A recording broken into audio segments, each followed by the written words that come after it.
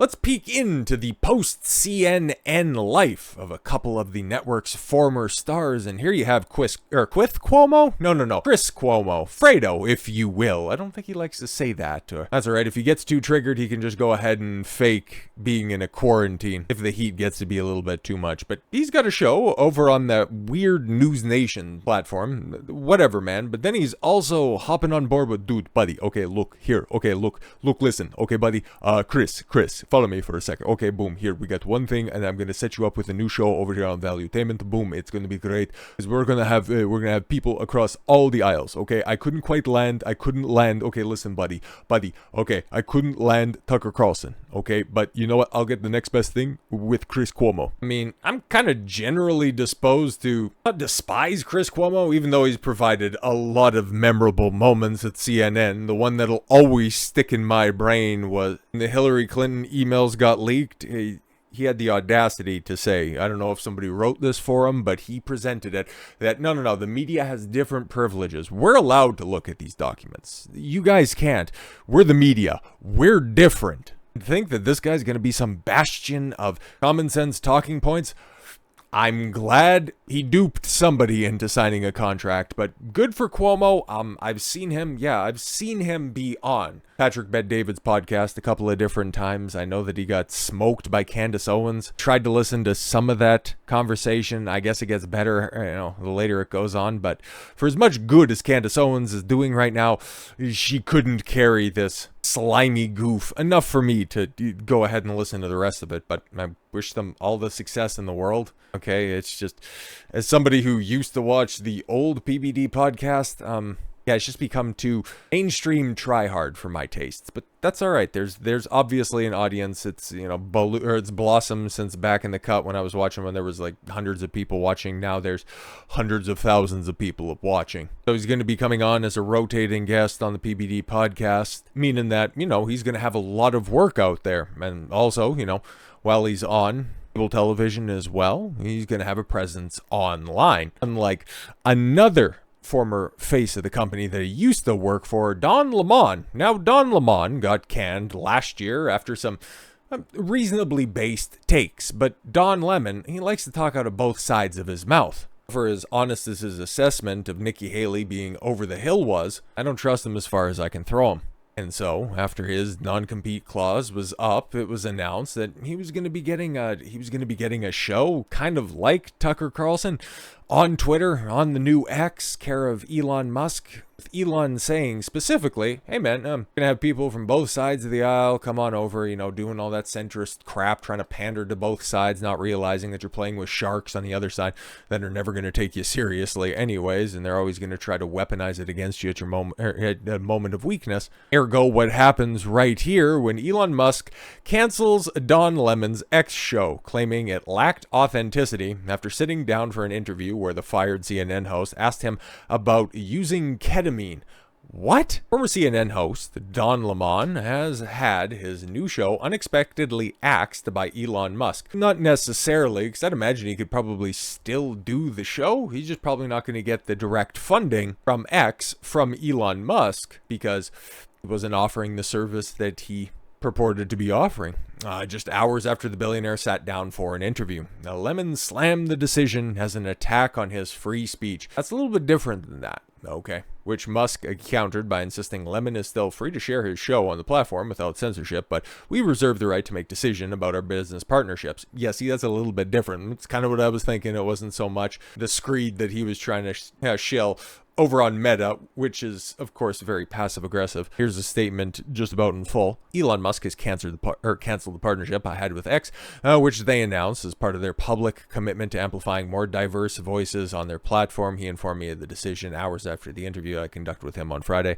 That interview will remain as the premiere episode of the Don Lemon Show on Monday, March 18th. Oh boy, today, Elon publicly encouraged me to join X with the new show, saying it was full support, and that his digital town square is for all. He and his team pursued the deal in numerous conversations and made significant commitments about the support X would provide for the show. I made the decision to work with them in a unique partnership that I believed would ultimately assure sure that my work would be available to the most people in the largest possible venue. Yeah, probably because nobody else was knocking at the door to hire you, the face of cable network propaganda. There's no restrictions to the interviews, willingly agreed to. Yeah, but you made a clown of yourself. Clearly he felt different. We had a good conversation. Sorry. Clearly he felt differently.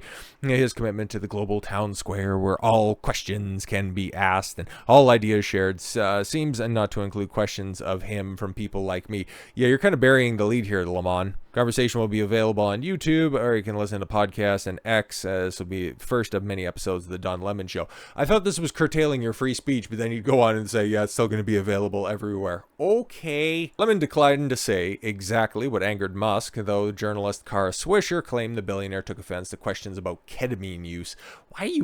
That's a weird one to ask. Okay. The journalist's new series, The Don Lemon Show, had entered into an agreement with X to promote the show, which would have seen him share in revenue from ads. Well, I imagine he's probably still on a monetized channel, so I don't know what you're losing here. After Lemon claimed that Musk was undercutting his free speech, the platform's business account clarified that he can still share the program.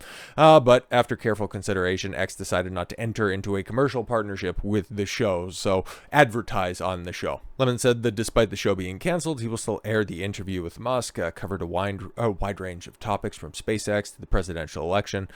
First of many episodes, The Don Lemon Show, yes, YouTube, X, all the places that it can be posted on March 18th. Elon goes back on his word. I'll be doubling down on my commitment with free speech, and I cannot wait to get started. In response, Musk said that he decided to axe his partnership with the show after finding Lemon's approach was basically just CNN, but on social media. Oh no! And instead of being the real Don Lemon, it was really just Jeff Zucker talking through Don, so lacked authenticity. Source added to the New York Post that Musk was underwhelmed at the end of the show and canned it after realizing how bad it was. Oh boy, that's doing more promotion than any official partnership with X possibly could. I gotta see how bad this is. Don was underwhelming, unprepared and dull, the insider continued, although Swisher claimed they clashed over questions about Musk's alleged drug use. The source claimed that Lemon failed to ask any interesting or edgy questions. Yeah, okay, now I can see the comparisons between CNN and what he was purportedly doing. He didn't ask Musk about ex-girlfriend Amber Heard. Elon probably would have liked it. Well, yeah, exactly, because it's not like Musk has shied away from talking about his previous relationship. Does anybody remember the Overwatch cosplay that he posted of Amber? That was hilarious. He was unpolished. He didn't have producers in his ear. Oh yeah, because some people can be great in front of a camera, being fed other people's talking points and presenting them. Other people, they can be cool off the cuff. They can do interviews. They can do hours of monologuing at their own leisure. And well, hey, we know the type of person that Don Lemon and most of those talking heads are. Comparing and contrasting Lemon with Cuomo, you can obviously see the difference. Another former CNN anchor, Brian Stelter, also waded into the argument on X, claiming the source told him the interview was like a bad first date. The former CNN anchor was ousted from the network in April of 2023 following some base takes after saying several controversial remarks, including branding Nikki Haley past her prime. Well, then she went to the ballot box, and we figured out real quickly that she actually never had a prime.